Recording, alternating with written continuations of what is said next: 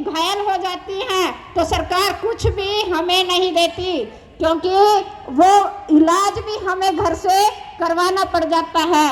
तो हम सरकार से मांग करते हैं, अगर वर्कर को वहाँ कोई हादसा होता है तो सरकार हमें इलाज के लिए 50,000 रुपये की राशि सरकार हमारी लागू करे। दूसरा, अगर हादसे में वर्कर की जान भी चली जाए तो हम वहाँ उसका 5 लाख का मुआवजा सरकार से मांग करते हैं इस रैली के माध्यम से। तो साथियों, हमें अभी सरकार ने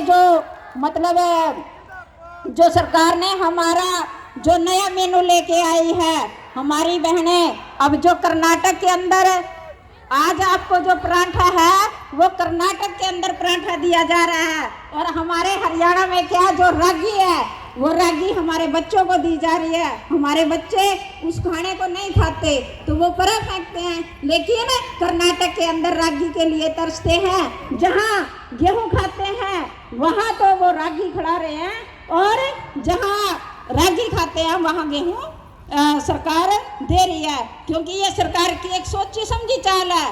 क्यों?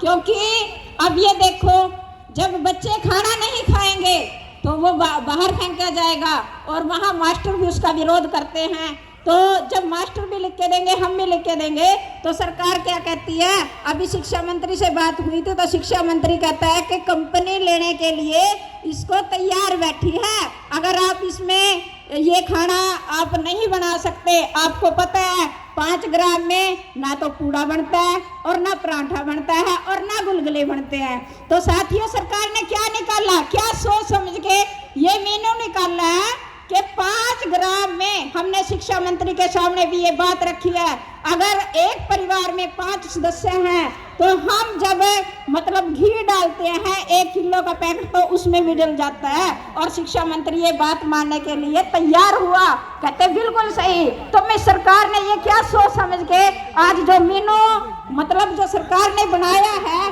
हम मेनू का जो बनाया है, बनाने से हमारी वर्कर मना नहीं करती, बनाएंगी, लेकिन सरकार इसकी क्वांटिटी बढ़ाए, क्योंकि 100 बच्चों पे 500 ग्राम में 10 किलो आटे के ना तो गुलगुले बनते हैं और ना आपका पराठा बनता है, ना पूरी बनती है। तो सरकार की ये क्या चाल है?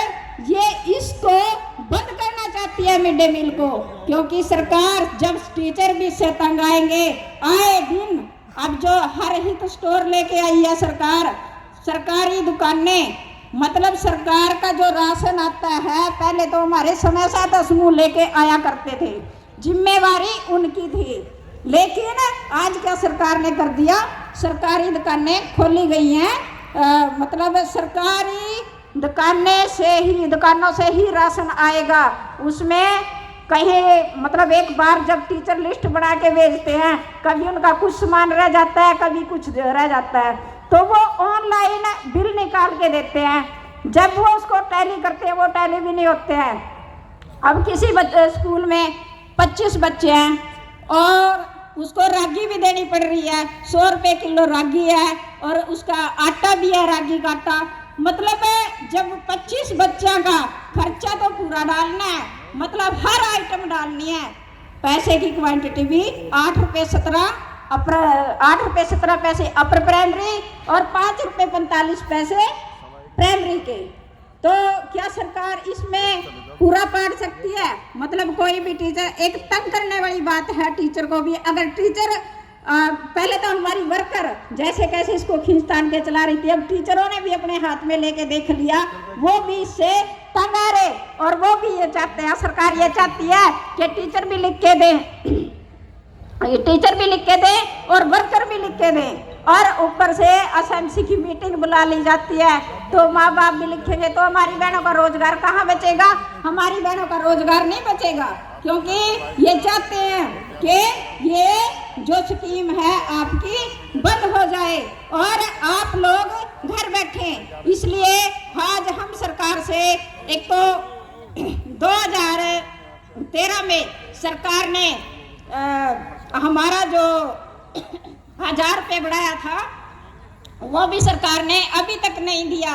आपका जो हरियाणा के अंदर संघर्ष है, संघर्ष के बलबूते पे आज आप यहाँ पे 7,000 रुपये जो पर मंथ ले रहे हैं।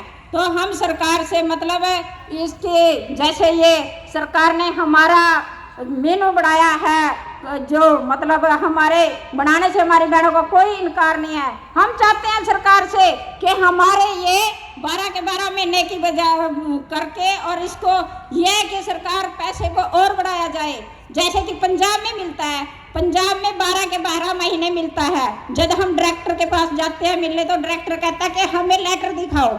ऐसा नहीं है कि सरकार को पता नहीं है कि पास के राज्य में क्या हो रहा है। 12 के 12 महीने उनको तनख्वाह मिलती है और ये देखो कहते कि लेटर दो। तो हम आज अगर अभी 2024 में इलेक्शन है तो हम सरकार से यही मांग करेंगे कि हमें 12 के 12 महीने ये मतलब मानदेय हमारा मिले और जो 26,000 रुपये न्यूनतम वेतन वो पूरे हमारे पूरे देश की मांग है।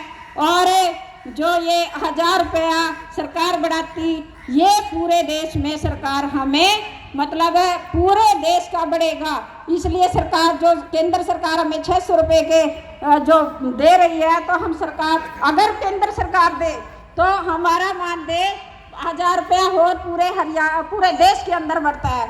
तो साथियों मतलब ये है कि हमें जो मतलब स्कूलों के अंदर अभी सरकार जो मतलब कोई हमें मान सम्मान दिया जाता है सरकार का तो वो नहीं है, आए दिन वर्कर को हटा दिया जाता है। अभी जो सरकार मतलब ग्रुप तो पूरा करो, कई जिलों के अंदर ग्रुप हैं, ग्रुप तो 10 का करो 12 का करो, यहाँ तक TDO उसके लिए भी तैयार है कि ग्रुप तैयार करो। लेकिन जब कोई झगड़ा हो जाता है हमारे खुद शिक्षा मंत्री वहाँ उनकी वो मतलब वो चलता है उनका कि ये हमारी जानकार है ये लगेगी। लेकिन जब ये अभी मेनू का आया तो वो टीचरों के हाथ में दिया गया कि उसको टीचर ही करेंगे। तो साथियों मतलब ये है कि सरकार कैसे भी हमारी बहनें तंग होके इसको बंद करें और ये हमारी जो 32,000 वर्करों का रोजगार सरकार छीनेगी अगर आप लोग इकट्ठे ना हुए। आज मुझे ये बड़ी खुशी हुई देख के कि जत्थे पूरे हरियाणा से हर एक जिले से पूरी तैयारी के साथ हमारी आज बहनें पूरी सर्दी में यहाँ पर पहुँची हैं। मैं इनका धन्यवाद करती हूँ क्योंकि देखो अपने रोजगार को बचाने के लिए आज सरकार मतलब यहाँ पे हमें इकट्ठा होने के लिए सरकार ने मजबूर किया है। अभी पूरे हरियाणा के अंदर 32,000 वर्कर हैं। 32,000 वर्करों से सरकार 5,000 स्कूल पहले मर्ज कर चुकी है, 800 के करीब अब सरकार बंद करेगी। तो ये बताओ कि हमारी बहनों का रोजगार